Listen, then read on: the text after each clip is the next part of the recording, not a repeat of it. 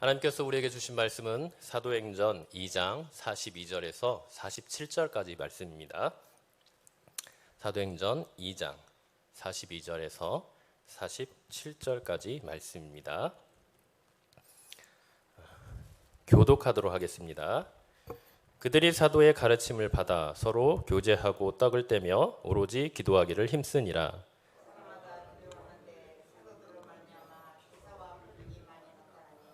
믿는 사람이 다 함께 있어 모든 물건을 서로 통용하고 날마다 마음을 같이하여 성전에 모이기를 힘쓰고 집에서 떡을 떼며 기쁨과 순전한 마음으로 음식을 먹고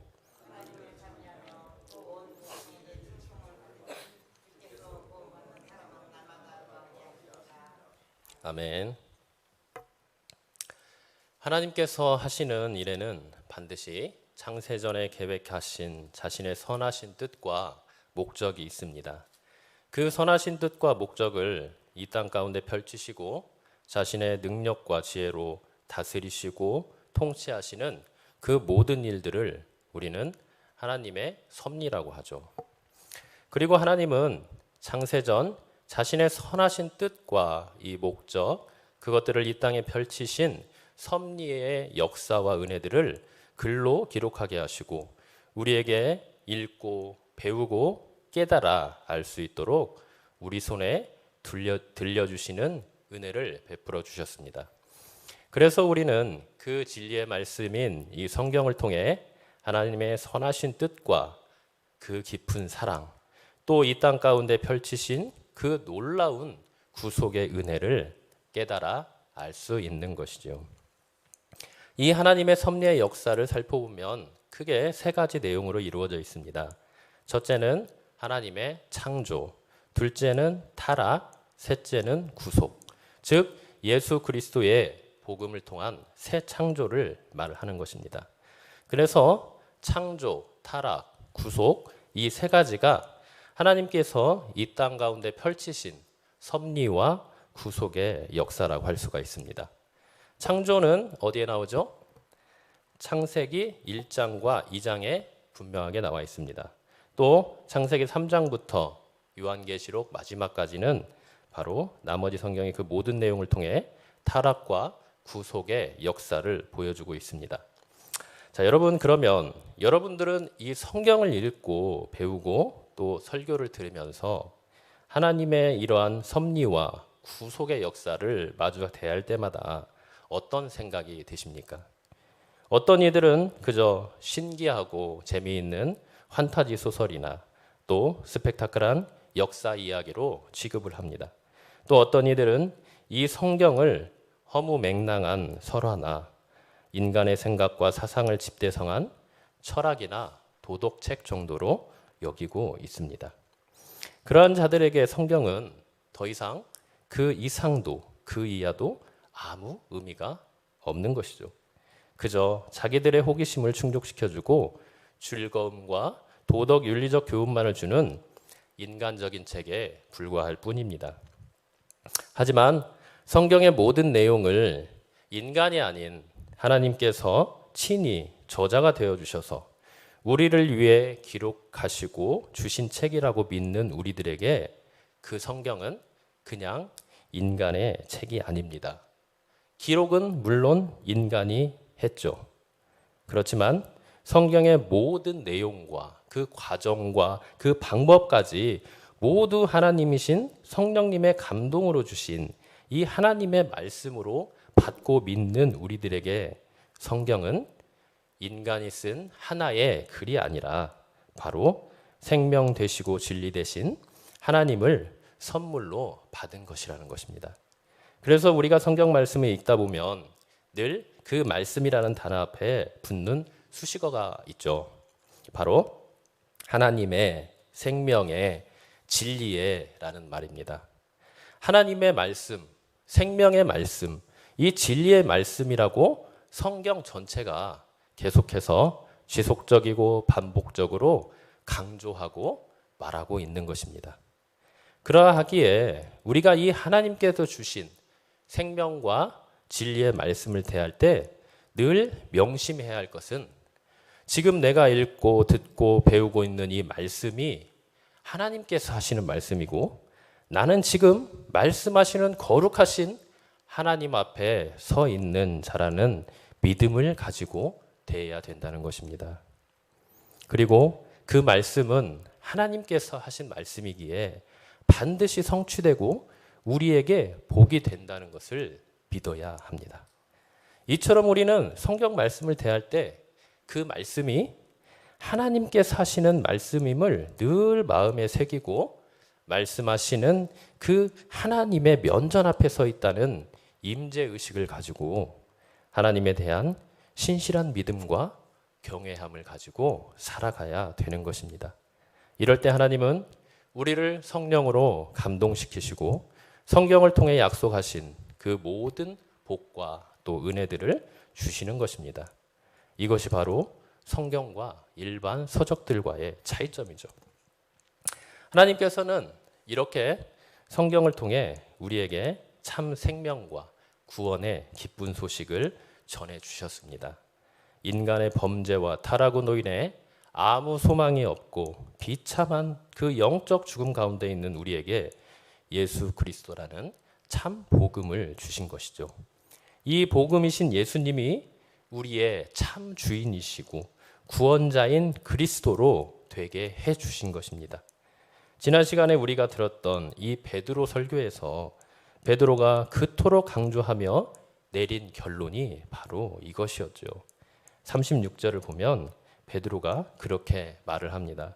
그런즉 이스라엘 온 집은 확실히 알지니 너희가 십자가에 못 박은 이 예수를 하나님이 주와 그리스도가 되게 하셨느니라. 아멘. 이 말을 통해 결국 지금 베드로는 자기가 한 복음 설교의 핵심이자 결론으로 예수님만이 우리를 죄와 사망 또 영원한 형벌로부터 구원받을 수 있는 유일한 소망자, 구원자가 되시고 또 그분만이 우리를 하나님의 거룩한 자녀로서 삶을 살아갈 수 있도록 인도하시고 도우시고 다스리시는 주가 될 수 있다고 분명히 말을 하고 있는 것입니다. 우리가 알고 믿고 살아내야 하는 복음의 핵심에 대해 아주 단호하고 분명하게 힘주어 말하고 있는 것이죠. 여러분, 복음은 이렇게 분명합니다.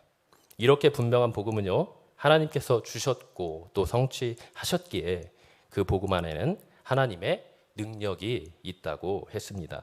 어떤 능력이 있었죠?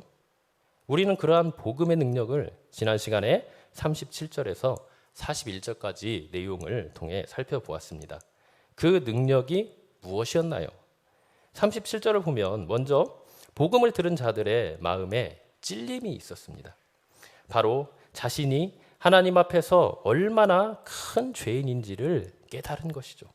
그리고 이어 형제들아 우리가 어찌할꼬 하며 자신의 죄로 인한 비참한 결과와 또 앞으로 당하게 될 그 끔찍한 운명에 대해 애통해 했다는 것입니다. 복음은 먼저 이토록 우리의 참된 실존과 운명에 대해 깨닫게 해주고요. 참 소망과 생명을 갈망하며 그 유일한 해결책인 예수 그리스도께로 우리의 영혼을 인도합니다. 그리고 복음을 듣고 믿는 자들에게 하나님께서 성령님을 선물로 주시어 예수님을 나의 주요 그리스도로 믿고 회개하게 함으로써 예수 그리스도만이 나의 유일한 생명이시오 구원자이심을 온전히 믿음으로 고백하게 하시는 것입니다. 완전히 주님의 자녀로 거듭나는 것이죠. 이러한 믿음의 참 고백과 영적인 거듭남을 하나님과 교회 앞에서 공적으로 고백하고 인정받는 것이 바로 세례라고 했습니다. 이것이 바로 우리가 지난번에 살펴본 복음의 능력이었습니다. 그러면서 베드로 사도는 마지막으로 이 복음은 하나님의 약속인데 너희와 너희 자녀들뿐만 아니라 먼데 사람, 즉 하나님을 믿지 않는 모든 이방인들에게까지 주신 것이라고 하며 이 복음이 결국 모든 인류의 소망이자 하나님께서 주시는 큰 은혜임을 강조 말하고 있습니다. 이렇게 복음은 하나님을 모르는 자들에게 자신의 존재와 비참한 운명을 생명과 하나님의 거룩한 자녀가 되게 하는 권세와 능력을 가지고 있기에 이 복음을 믿고 회개하며 배역한 세대에서 구원을 받으라고 베드로 사도는 설교를 마무리를 합니다. 자, 그러자 어떤 일이 일어났습니까? 41절을 보면 그 말을 받은 사람들, 즉 베드로가 전한 예수 그리스도의 복음을 온전히 믿은 자들, 그 예수님을 전인격적으로 자신의 주요 그리스도로 영접하는 자들은 세례를 받고 신도가 되었습니다. 신도가 무엇입니까? 도를 믿는 자들이에요. 도. 예전에 도를 아십니까? 많이 만나보셨죠?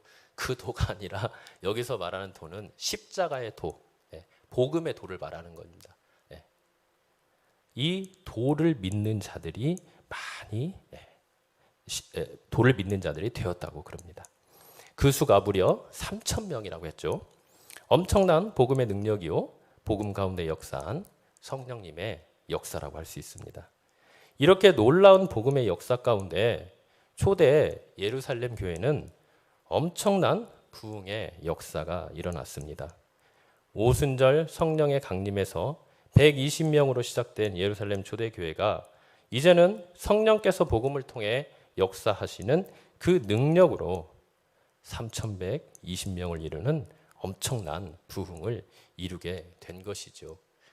물론 이 숫자적인 의미가 꼭 이렇게 정확하지는 않을 겁니다. 그러나 여기서 말한 것은 그만큼 성령께서 역사하시고 복음을 통하여서 우리의 영혼을 깨우시자 엄청난 하나님의 역사가, 부흥의 역사가 일어났다는 것입니다. 여러분, 복음은 이렇게 죽어있던 우리의 영혼을 깨워 다시 예수 그리스도의 새 생명으로 살게 하는 놀라운 능력이 있습니다. 그리고 그 일은 오순절 날 임하신 성령께서 복음을 통해서 하시는 역사이죠. 자, 그렇다면 성령께서는 이렇게 복음을 통해 우리에게 새 생명과 하나님의 자녀로서의 영광스러운 자격과 신분을 회복시킨 후 무슨 일을 하실까요? 그것이 바로 오늘 우리가 깊이 알아가고 배우고 살아내야 할 일입니다. 무엇입니까? 바로 교회를 바로 세워가시고 교회를 통해 하나님의 뜻과 그분의 나라를 이 땅 가운데 이루시는 것입니다. 무엇을 통해 산다고요? 네, 바로 우리 교회를 통해서 하는 것입니다. 오늘 본문 말씀을 보면 이런 교회의 모습이 나타나 있습니다. 오늘 본문에 나오는 예루살렘 교회의 그 모습은 사실 지금까지 교회의 역사 가운데 있었던 많은 교회들과 그리고 지금의 교회들이 이 땅의 교회의 모본이자 자신들의 교회가 본으로 삼고 이루고자 하는 소망하는 그 모델로 여겨지는 교회입니다. 그러면서도 요즘에도 많은 교회들이 초대교회로 돌아가자고 구호를 외치며 지향하는 그런 교회의 모습이기도 하죠. 여러분들도 그렇게 느끼시나요? 저도 그에 대한 생각에는 전적으로 동의합니다. 왜냐하면 오늘 본문에 나오는 예루살렘 초대교회가 보여주는 그 교회의 모습은 성령의 충만함을 받은 사람들이 자신들의 인간적인 생각과 계획이 아닌 내주하시는 성령님의 역사와 능력으로 하나님이 원하시는 교회의 모습을 보여주고 있기 때문입니다. 그러니까 인간이 고안해내고 계획해서 만든 교회가 아니라 바로 성령께서 진리의 말씀, 복음의 말씀을 통하여서 이루어 주신 교회라는 것이죠.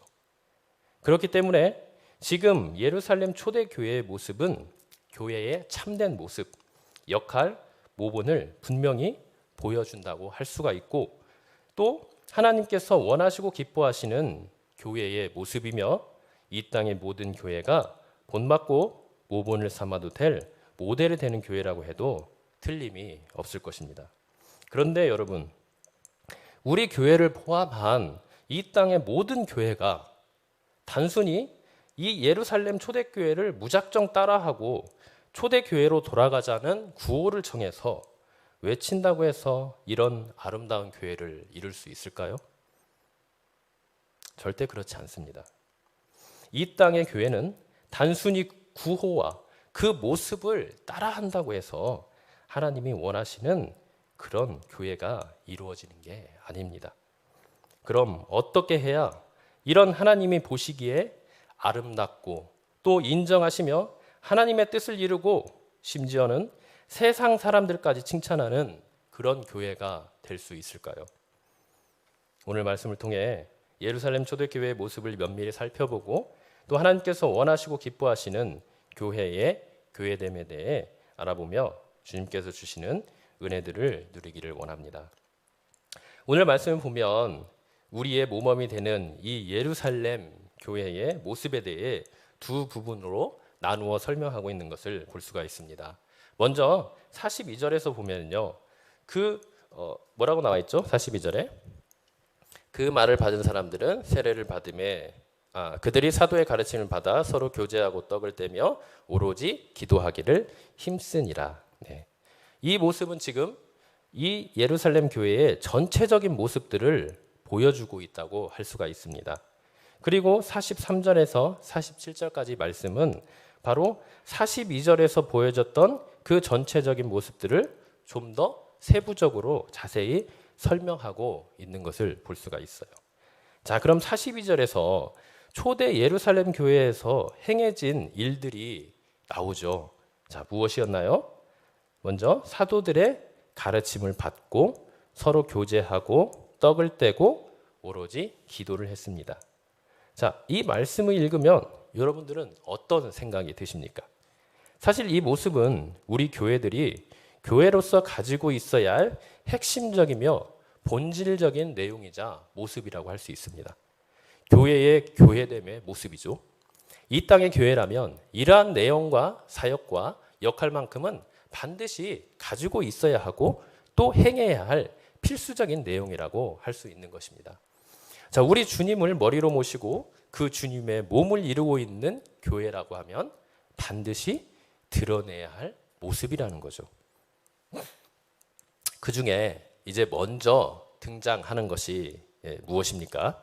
바로 사도들의 가르침을 받은 것입니다. 지금 예루살렘 교회는 여러분 어떤 상황입니까? 성령 충만함으로 가득해서 회개와 구원의 역사가 일어나고 구원의 감격과 기쁨과 소망으로 넘쳐 흐를 때입니다.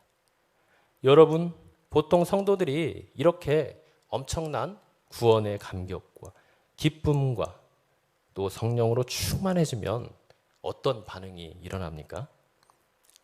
그 구원의 감격과 기쁨, 제사함의 은혜에 도취되어 세상을 다 가진 느낌이 듭니다. 이제는 예수님 믿고 구원받고 죄 용서함 받아 하늘나라를 소유하게 되었으니 더 이상 신앙을 위해서는 아무것도 안 해도 될 것 같은 그런 생각이 듭니다. 날 구원하신 하나님의 은혜와 사랑을 찬양하며 할렐루야 아멘 하면서 하나님을 찬양하고 기도만 하면 될 것 같은 그런 생각이 드는 것입니다. 나의 신앙과 인격의 성장과 성숙이 지금 이 순간으로 다 완성된 것처럼 그렇게 느껴지는 것입니다. 이 모습이 예수님을 처음 믿고 또 주님의 자녀로 거듭난 자와 성령으로 충만해져 있다고 생각하는 많은 사람들의 반응입니다. 그러나 하나님께서 우리에게 베푸신 그 구원의 은혜와 성령 충만함에 대한 큰 오해이자 착각이라는 것을 우리는 알아야 될 것입니다. 물론 그렇게 느끼고 반응하는 것은 당연한 반응입니다. 그러나 그것이 우리의 신앙의 완성이요 성숙의 모습이라고 생각하는 것은 크게 잘못 알고 있다는 것입니다. 사실 그러한 우리의 모습은 신앙의 첫 걸음마다이고 구원의 첫 출발점이라고 할 수가 있습니다. 그렇기 때문에 우리가 이제 시작된 우리의 신앙과 구원의 완성을 위해서는 끊임없이 자라가야 하고 또 노력해야 하는 것입니다. 어떻게 그렇게 할 수 있을까요? 바로 성령의 충만한 가운데 하나님의 진리의 말씀으로 복음을 배움으로 할 수가 있습니다. 그래서 오늘 초대교회의 모습에서도 처음 나타난 것이 바로 사도의 가르침을 받는 것이었습니다. 성령으로 충만하고 또 베드로 설교를 통하여 복음의 도를 이제 막 깨우친 교회가 처음으로 한 것은 방언하고 예언하고 병 고치고 귀신을 쫓아내는 등 성령의 은사를 행하는 것이 아니라 바로 하나님의 말씀, 진리의 말씀, 그 생명의 말씀을 더 깊이 배우고 깨닫는 것이었다고 하는 것입니다. 여러분, 이것이 굉장히 중요합니다. 하나님은 왜 이렇게 성령 강림과 충만으로 인해서 처음 태동한 교회에게 사도를 통해 하나님의 말씀을 가르치도록 했을까요?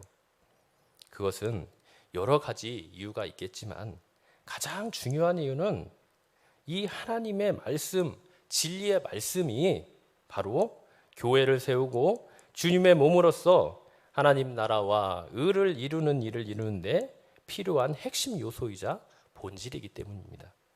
여러분, 디모데전서 3장 15절에 보면은 교회를 뭐라고 하느냐? 바로 이 집은 살아계신 하나님의 교회요 진리의 기둥과 터니라.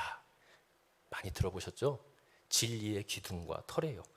이 말은 하나님께서 세우시고 운영하시고 주인 되신 교회는 하나님의 교회이고 또 진리로 이루어진 기둥과 터이기 때문이라는 것입니다.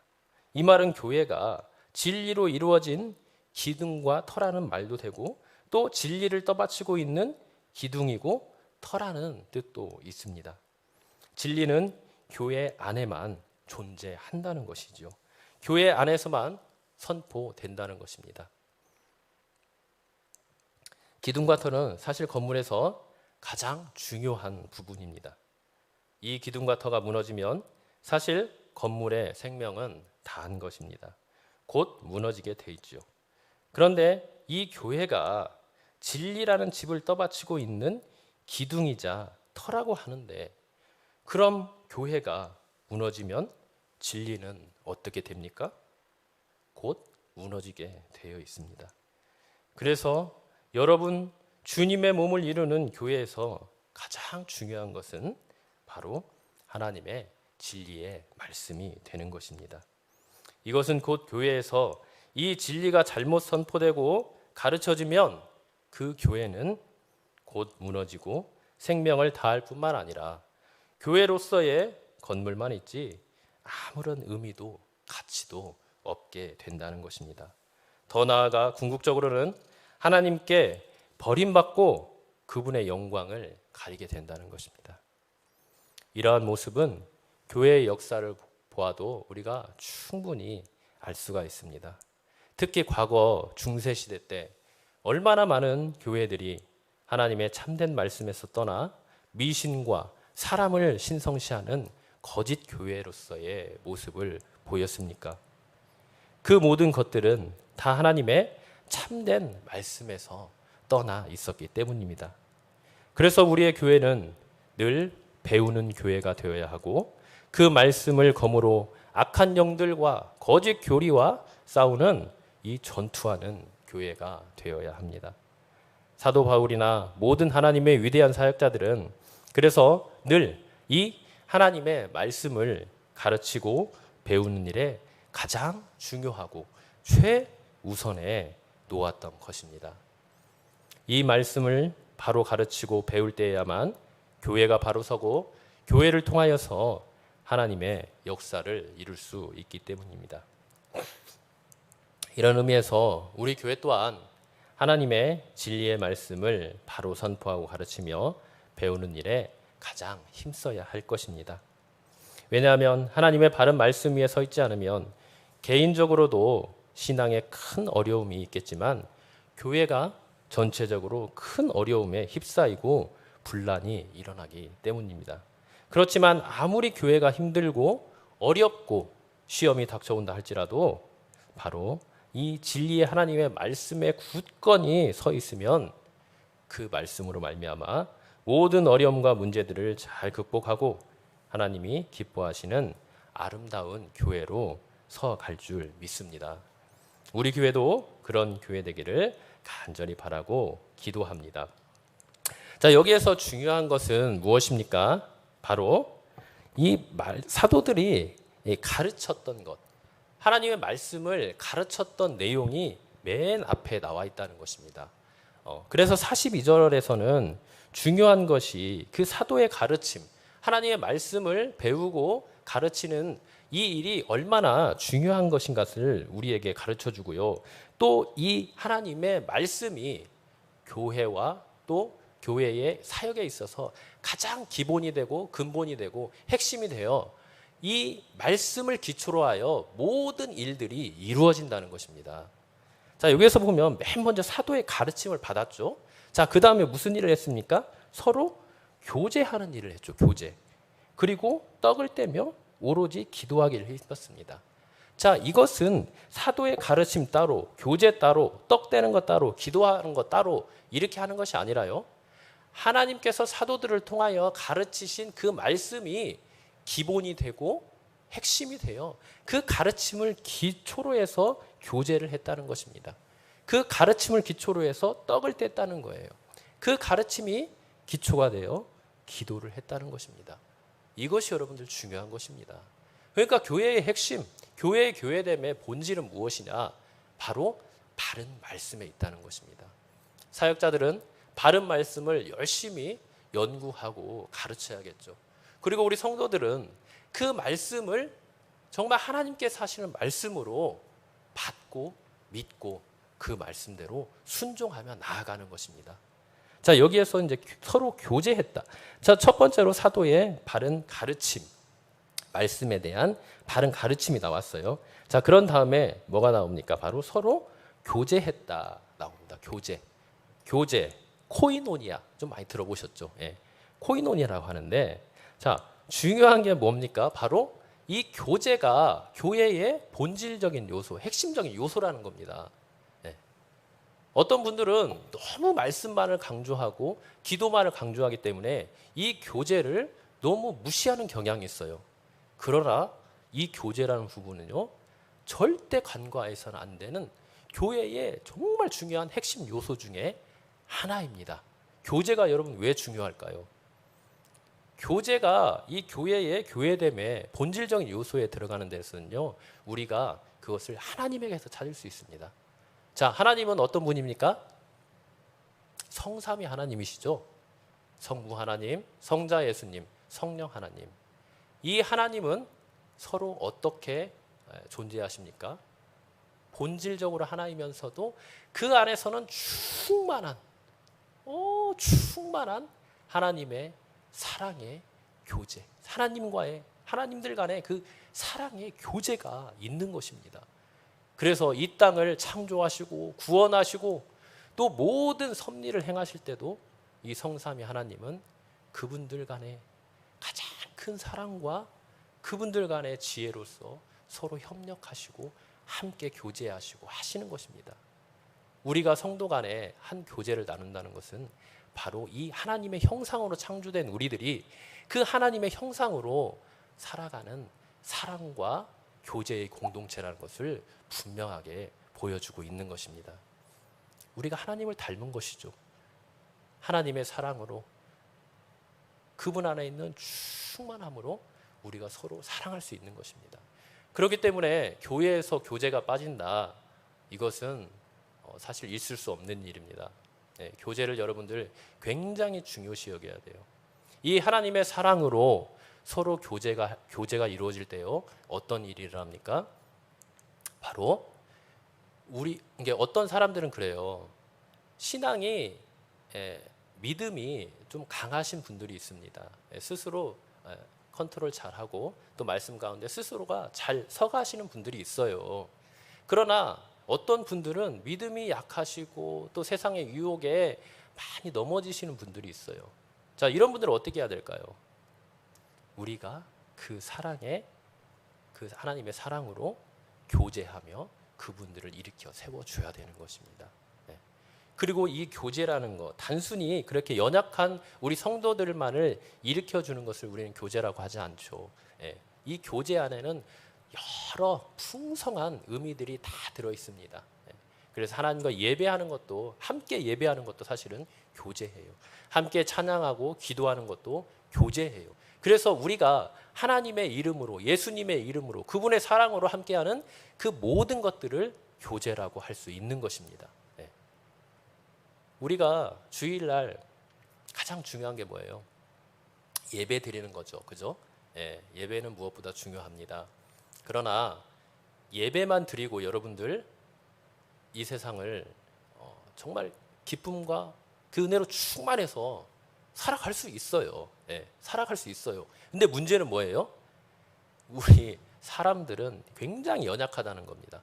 그리고 주변 환경이 그걸 놔두지 않아요. 무엇보다도 악한 영은 우리를 어떻게든 넘어뜨리려고 갖은 권모와 술수를 다 씁니다. 이럴 때 우리가 어떻게 이겨내야 될까요? 물론 개인적으로 말씀 보고 기도하고 찬양하면서 이겨내야죠. 그러나 정말 그렇게 하기에는 힘들 때가 많아요. 예. 우리의 몸과 마음이 지치고 우리의 영적으로 번아웃 되었을 때는 혼자 일어날 힘이 굉장히 힘듭니다. 그래서 우리에게는 이 교제가 필요한 겁니다. 우리 주변에서 보면 이런 분들 많이 봐요. 권사님들, 장로님들, 집사님들 중에서도 이 교제를 굉장히 중요시하시고 이 교제를 통하여서 정말 힘들고 어려우신 분들을 잘 일으켜 주시고 권면하시고 사랑으로 또 헌신하시고 섬겨주시는 분들이 참 많아요. 그것이 신앙적인 것이 됐던 또 뭐 육체적인 일이 되었건 간에 모든 삶의 영역에서 그렇게 진정한 하나님의 교제를 이루어 가시는 분들을 많이 봤습니다. 그럴 때 그분들이 어떻습니까? 일어나는 걸 봤어요. 회복되는 걸 봤습니다.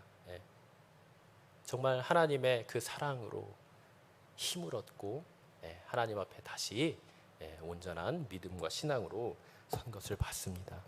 그러기에 우리는 이 교제 굉장히 중요합니다. 그러나 교제한다고 해서 우리가 무조건 교제할 수는 없죠. 자, 세상에서도 교제가 있어요. 그죠? 세상의 교제와 그러면 우리 주님을 믿는 자들의 교제는 뭐가 달라야 할까요? 바로 이 가르침, 하나님의 진리의 말씀 가운데서 오는 참된 하나님에 대한 그 사랑과 진리를 깨닫고 주님의 그 크신 은혜를 깨닫고 그 진리 가운데 우리가 교제를 해야 되는 것입니다. 그렇지 않으면 세상 사람들이 하는 교제나 별반 차름이 없어요. 참된 휴식과 안식과 회복과 치유가 없는 것입니다. 그래서 이 하나님의 말씀에 대한 이 가르침을 받고 그 가르침의 기초에서 이 교제하는 것이 얼마나 중요한가를 우리는 알아야 될 겁니다. 자, 그 다음에 뭘 했습니까? 떡을 뗐다고 나왔습니다. 여기서 떡을 뗐다는 것은 이제 두 가지 의미가 있는데요. 첫 번째로는 앞에서 말한 것대로 떡을 떼면서 식사 교제를 한 겁니다. 교제를 나눈 거예요. 교제. 자, 두 번째로는 예수님께서 우리에게 제정해 주신 그 성만찬을 행한 것입니다. 떡을 뗐다는 것은 그건 이 두 가지 의미가 다 들어가 있는 것이죠. 그래서 교제하고 떡을 떼면서 서로가 서로를 돌아보고 함께 기도하고 또 하나님께 예배하고 찬양도 했지만 이 성만찬을 통해서 우리가 예수님께서 우리에게 베풀어 주신 그 놀라운 십자가의 은혜와 사랑을 기억하고 기념하고 감사하고 찬양하고 예배하는 그런 일들을 계속해서 했다는 것입니다. 우리 교회도 뭐 성만찬 하죠. 모든 교회가 하는데 이제 코로나 때문에 못할 지금 뭐 안 한 지가 좀 됐는데 사실 성만찬은 가급적이면 좀 많이 하면 할수록 좋은 것입니다. 하지만 지금 뭐 형편상 그렇게 하지 못하고 있는데 어쨌든 이 초대교회 당시에는 이렇게 떡을 떼면서 성만찬을 나누며 또 주님께서 우리에게 베푸신 그 놀라운 십자가의 은혜를 다시 한번 되새기면서 그분의 그 십자가의 은혜, 그 참된 십자가의 도를 계속해서 기념할 뿐만 아니라 계속해서 어떻게 합니까? 신앙을 전수시키는 거예요. 이거는. 그렇기 때문에 성만찬은 우리가 계속 해야 되는 것입니다. 주님께서도 그렇게 말씀을 하셨죠. 명령을 하셨죠. 그래서 주님 오시는 그날까지는 우리가 계속해서 떡을 떼며 함께 교제하기도 하고 성만찬을 나누면서 주님의 그 크신 은혜를 기억하고 감사하고 예배하며 지내야 하는 것입니다. 자, 그런 다음에 또 무엇을 합니까? 기도하기를 힘썼죠. 기도하기. 자, 우리가 보통 아까 교회에 가장 중요하고 본질적인 게 하나님의 말씀을 배우는 것이라고 했습니다. 그리고 그 말씀 가운데 십자가의 도, 복음, 또 하나님의 성품, 또 하나님께서 우리를 위해서 행하신 그 놀라운 구원의 역사, 그 모든 것들을 배우고 알아갑니다. 그러면서 이제 우리의 마음 가운데 이제 머리에 있던 그 지식들이 이제 가슴까지 내려오는 거죠. 하나님을 뜨겁게 사랑하는 것입니다. 여러분, 진리의 말씀이 없으면 여러분들 하나님을 사랑할 수 있을까요? 절대 없습니다. 절대 하나님을 사랑할 수 없어요. 하나님을 제대로 알지도 못하는데 사랑할 수 있나요? 절대 그럴 수 없어요. 사람도 마찬가지죠. 두 연인이 만났어요. 처음에 아무것도 몰라요. 아니, 만나자마자 사랑한다고 하면 그건 좀 이상한 사람이죠. 그죠? 어떻게 그 사랑이 쌍틉니까? 같이 만나고 교제하고 서로를 깊이 알아가면서 그분에 대한 신뢰가 쌓이고 사랑의 감정이 싹 트는 것입니다. 하나님도 마찬가지예요. 우리도 하나님에 대한 이 사랑을 알기까지는요, 먼저 하나님의 이 진리의 말씀을 깊이 또 바르게 잘 배워야 됩니다. 그렇게 되면 우리가 하나님을 막 점점 깊이 알아가요. 그러면 저절로 이 감탄이 나오지 않을 수 없어요. 저절로 하나님께 감사하지 않을 수 없어요. 저절로 하나님을 사랑하지 않을 수 없어요. 이 저절로라는 말은 물론 성령의 감화 감동이겠죠.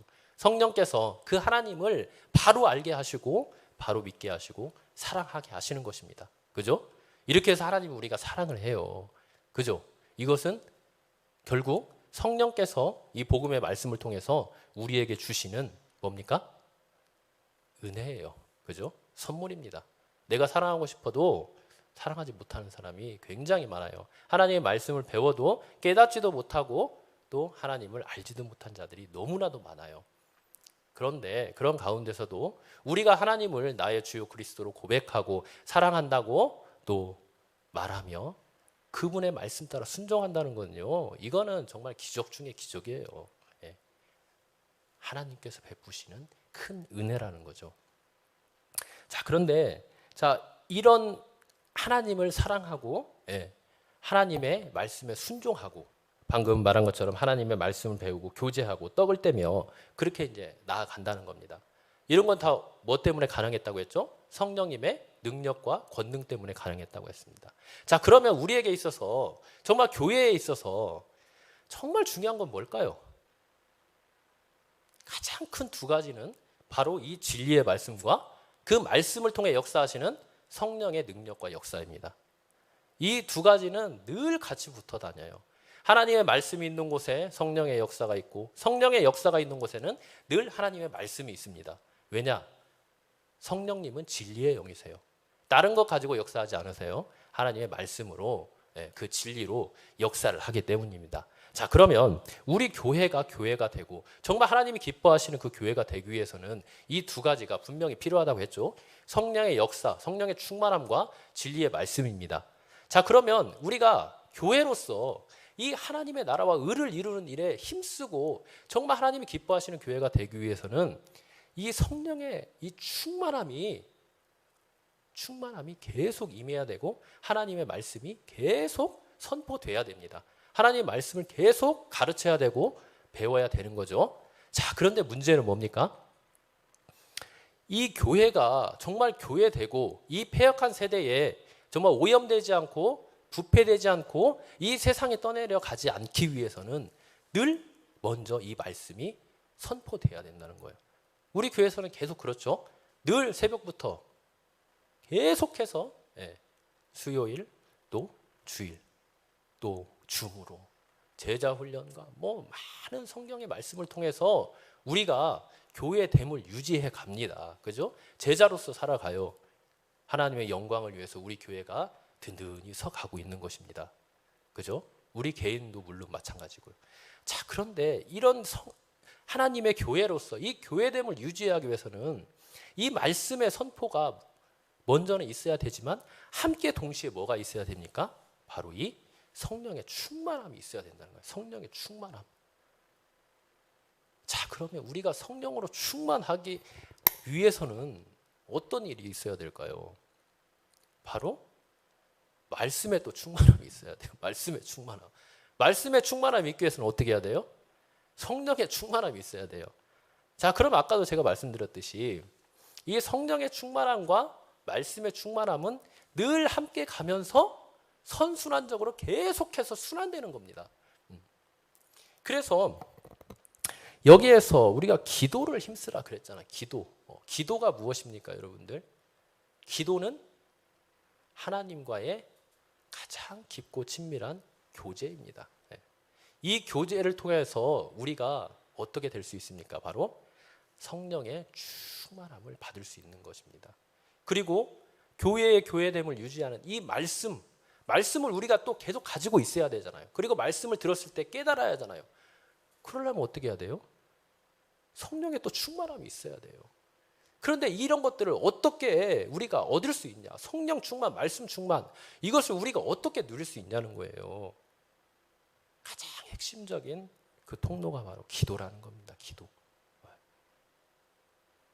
이게 사실 어떻게 보면 기도, 성령 충만, 말씀 충만 늘 함께 가야 돼요. 사실은 삼위일체 하나님이 늘 함께 계시는 것처럼 이 세 가지 중에 하나라도 잃어버리면 어떻게 됩니까? 교회의 교회됨이 이제 삐그덕거립니다. 그리고 그 균형 감각을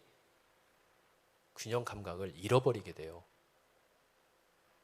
기차가 달릴 때 어느 한쪽 바퀴에 그 레일에 조금만 비껴놔도요, 그 기차는 탈선하게 되어 있습니다.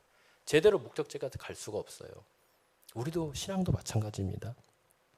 성령 충만, 또 하나님의 이 말씀의 충만, 기도, 이 모든 것들이 같이 균형을 이루어야 우리 하나님의 몸된 교회인 이 교회가 건강하게 또 하나님의 뜻 가운데 바로 서갈 수 있는 것입니다. 그래서 42절에 이 네 가지를 같이 이렇게 얘기를 했잖아요. 왜 그러냐? 이 네 가지 어느 것 하나 중요하지 않는 게 없다는 거예요. 이 네 가지는 교회의 핵심과 본질을 이루면서 이 네 가지는 또 무엇을 이루어야 된다는 겁니까? 균형을 이루어야 된다는 거예요. 균형을. 어떤 사람들은 너무 말씀만을 강조해요. 어떤 사람은 너무 기도만을 강조합니다. 어떤 사람은 너무 성령 충만을 강조해요. 근데 사실은 그 강조하는 게 사실 틀린 게 아니에요. 사실 맞는 거예요. 근데 그 강조하는 내용이 뭔지를 모르는 거죠. 성령 충만했다고 해서 말씀 충만 안 한 게 아니잖아요. 기도 충만 안 하는 게 아니잖아요. 사실 성령 충만하면요, 말씀 충만하지 않을 수 없습니다. 기도 충만하지 않을 수 없습니다. 또 그 말씀 가운데 바로 내가 깨달은 그 하나님의 사랑과 교제를 하지 않을 수 없어요. 교회가 성만찬 안 할 수가 없는 겁니다. 이렇듯 우리에게는 이 교회의 교회됨에 이 본질적인 이 네 가지 요소가 같이 골고루 균형을 이루면서 가야 된다는 것입니다. 이것이 굉장히 중요합니다. 그래서 42절에 그래서 이제 이 베드로 사도가 이 네 가지를 함께 이렇게 나열해 놓은 겁니다. 이것이 정말 교회의 교회됨에 있어서 정말 하나님의 몸된 교회를 건강한 교회를 이루는 데 있어서 가장 핵심이고 힘쓰고 우선시 돼야 하는 것이기 때문입니다. 그러면서 이제 43절부터는 이런 교회가 이제 구체적으로 어떤 모습이어야 되는 것을 우리에게 가르쳐 주죠. 실제적으로 이 초대교회 예루살렘의 교회의 모습을 통해서 우리에게 지금의 교회 그리고 오고 가는 모든 세대의 교회는 이래야 된다는 것을 우리에게 교훈해 주는 것입니다. 43절에 보면 사람마다 두려워한다고 했습니다. 왜 두려워했습니까? 사도들로 말미암아 기사와 표적이 많이 나타나고 했죠. 자, 기사와 표적은 뭘 말하는 것입니까? 바로 하나님의 임재의 상징이에요. 하나님께서 직접 성령으로 역사하셔서 많은 기사와 표적을 행하시고 하나님의 위대하심과 능력과 그분의 선하심과 그분의 하나님 되심을 보여주신 것입니다. 자, 하나님을 제대로 이렇게 하나님의 모습, 제대로 된 하나님의 모습을 본 사람들은요, 하나님의 면전 앞에 두려워 떨 수밖에 없습니다. 자신의 죄인됨을 깊이 깨달을 수밖에 없어요. 하나님의 그 존재와 그분에 대해서 바로 알 수밖에 없는다는 것이죠. 그래서 사람마다 이 하나님의 임재를 제대로 느끼고 봤기 때문에 두려워 떨었던 것입니다. 또 두려워 떨었던 이유는 한 가지가 더 있습니다. 지금 여기에 많은 사람들이 왜 두려워 떨었냐? 바로 이 변화된 제자들과 많은 디아스포라 그 사람들을, 유대인들을 보았기 때문입니다. 그들은 어떤 사람들이었습니까? 자신들의 의와 또 자신들의 율법으로 인해서 누구보다도 교만한 사람들이었습니다. 하나님을 정말 제대로 알지 못한 사람들이었거든요. 그런 사람들이 지금 어떻게 돌변했습니까? 베드로의 설교를 듣고 복음을 제대로 깨닫고 하나님을 제대로 만나자 어떻게 변했습니까? 형제들아, 내가 어찌할꼬 자신으로 충만했던 이 유대인들이 자신의 죄를 깨닫고 이 제자들에게 살 길을 도모했던 것입니다. 이 변화된 모습을 보고 지금 사람마다 두려워 떨었던 것입니다. 자, 그리고 44절에 보면 믿는 사람들이 44절, 45절에 보면 또 어떤 일이 일어났습니까? 다 함께 있어 서로 물건을 서로 통용하고 재산과 소유를 팔아 각 사람의 필요를 따라 나누어 주었다. 이렇게 나옵니다. 자, 이런 모습을 보면 여러분들 어떤 생각이 드십니까? 공산주의가 좀 생각나지 않습니까? 그죠? 네. 공산자들은 뭐예요? 공동 분배, 또 공동으로 같이 모든 걸 다 나누잖아요. 그죠? 네. 사실 공산주의가 이 말씀을 보고 공산주의가 나왔다는 말도 있어요. 네. 왜 그랬을까요? 그 사람들이 너무 보기가 좋은 거예요. 자기들이 봤을 때도 이거는 진짜 천국인 거예요. 그래서 이런 멋진 이 세계를 만들기 위해서 자기들은 이거를 차용해서 공산주의 그 이론으로 발전을 시켰던 거죠. 자, 근데 그들은 어떻게 됐습니까? 실패했어요. 실패. 왜 그랬을까요? 여기에서 보면 이걸 이제 유무상통이라고 하잖아요. 그죠? 서로 함께 뭐 나눠 쓰고 팔아서 쓰고. 이것의 핵심은 뭐냐면요. 자발성입니다. 자발성. 공산주의는 자발성이 있어요? 없어요? 없어요. 그냥 맨 위에 우두머리가 자신의 권력과 욕심으로 인해서 그 체제를 유지시키는 것입니다. 그래서 그건 실패할 수밖에 없어요. 자, 그런데 여기에서 지금 이런 유무상통의 모습을 보이고 있는 사람들은 어떤 사람들입니까? 성령의 충만함을 받고 하나님의 말씀과 복음을 제대로 깨달은 다음에 자신들이 어떠한 존재인지를 깨달은 자들이에요. 자신들이 얼마나 큰 하나님 앞에 은혜를 받은 자인들인지. 또 이 은혜는 자기들이 그 생명과 그 무엇을 드린다고 해도 갚을 수 없는다는 것을 깨달은 자들입니다. 자, 이렇게 하나님의 큰 은혜를 깨달은 자들은 어떻게 살아갈까요? 자신의 모든 것을 내주어도 아깝지 않은 것입니다. 그렇기 때문에 여기에 있는 사람들에게 자신의 뭐 재산과 소유를 팔고 다 함께 있어서 물건도 주고 한 것입니다. 지금 여기에 보면은 이때가 지금 언제예요? 오순절 날 이후에 이제 순례객들이 많이 모였던 때잖아요.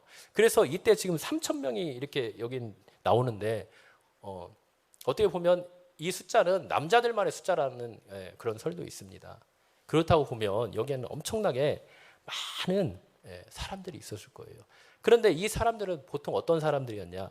굉장히 힘들고 어렵게 사는 사람들이었어요. 특별히 이 시대는 로마가 전 세계를 제패하고 예수님을 믿는 사람들을 핍박했던 그런 시대입니다. 그렇기 때문에 지금 세계 각지에서 왔던 사람들은 사실 로마의 핍박을 받아 굉장히 힘들고 어렵게 지내는 사람들이에요. 그렇지만 하나님을 경외하기 때문에 이들은 하나님께 예배드리기 위해 왔던 것입니다. 그런데 이런 자들에게 지금 뭘 하고 있습니까? 바로 자신들에 있는 모든 소유도 팔고 또 함께 뭐 같이 잠도 잤겠죠. 예. 그렇게 해서 이 사람들을 도와줬습니다. 자, 어떻게 이게 가능했을까요? 그건 방금 말한 것처럼 바로 이 성령의 충만함과 그 성령님께서 말씀 복음을 바로 깨닫게 해주셔서 하나님의 사랑이 무엇인지, 그분의 은혜가 무엇인지, 그리고 사랑과 은혜를 받은 자들은 어떻게 살아가야 하는지를 그 그리스도인의 정체성을 분명히 깨달았기 때문입니다. 한마디로 교회가 무엇인지를 분명히 깨달았다는 거예요. 그렇기 때문에 이들은 이렇게 할 수 있었던 것입니다. 그런 다음에 이들은 또 무엇을 했습니까? 46절에 보면 마음을 같이하여 성전에 모이기를 힘쓰고 함께 예배 드렸다는 거죠. 또 집에서 떡을 떼며 기쁨과 순전한 마음으로 음식을 먹고, 이것은 42절에 나와 있는 내용의 구체적인 또 모습들이죠. 여기서도 떡을 뗐다, 성만찬을 하고 또 함께 음식을 먹으면서 함께 하나님의 자녀가 되고 또 죄사함을 받고 함께 하나 된 그 구원받은 백성들의 공동체인 교회가 됨을 함께 그 기쁨과 그 감격을 나눴다는 것입니다. 그런 다음에 47절 마지막에 보면 무엇을 했습니까? 하나님을 찬미했다. 하나님께 자신들이 받은 이 놀라운 은혜와 구속의 그 사랑을 하나님께 올려드린 겁니다. 그리고 온 백성에게까지 칭송을 받았다고 합니다. 온 백성에게. 그냥 한두 명도 아니고 온 백성이라는 것입니다. 얼마나 이들의 모습이 아름다웠으면 이런 칭송을 받았을까요?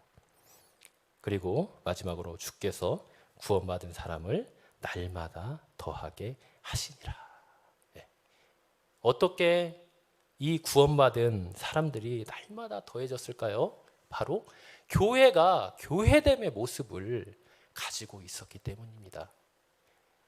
우리 교회, 그리고 이 세상에 있는 많은 교회들이 부흥되기를 원하죠. 물론 여기서 말하는 수적인 부흥도 물론 중요하지만 영적으로 더욱더 주님을 닮아가고 성숙해가고, 그로 인해 하나님 나라가 더욱더 확장되고 넓어지는 그런 부흥을 말하는 것입니다. 그런 부흥이 어떻게 가능했습니까? 바로 이 성령께서 임하시고 충만함을 주시고 하나님의 진리의 말씀과 가르침, 배움, 또 교제, 또 떡, 기도함, 이런 모든 교회의 가장 본질적인 요소들을 가지고 있었기 때문입니다. 우리 교회와 그리고 앞으로 이 세상에 있는 모든 교회들이 참으로 이 하나님께서 원하시고 기뻐하시는 교회, 하나님께 영광을 돌리는 교회, 또 하나님 나라 이런 놀라운 부흥이 있는 교회가 되기 위해서는 이런 모든 교회의 교회됨의 모습을 계속해서 유지해야 될 줄 믿습니다. 그리고 그러기 위해서 가장 중요한 것은 말씀을 계속해서 가르치고 배움으로써 그것을 통해서 하나님을 더 깊이 알아가고 그분의 뜻을 온전히 알아가고, 또 우리가 서로 성령의 충만함으로 이 말씀이 기초가 돼요. 그런 모든 교회의 본질적인 요소들을 다 몸소 행하는 것입니다. 우리 교회는 이런 말씀의 충만함과 성령의 충만함을 통해서 이렇게 하나님이 원하시는 교회의 교회됨을 가지고 하나님의 기쁨이 되고 영광이 되는 교회가 되기를 간절히 바랍니다. 함께 찬양하시겠습니다.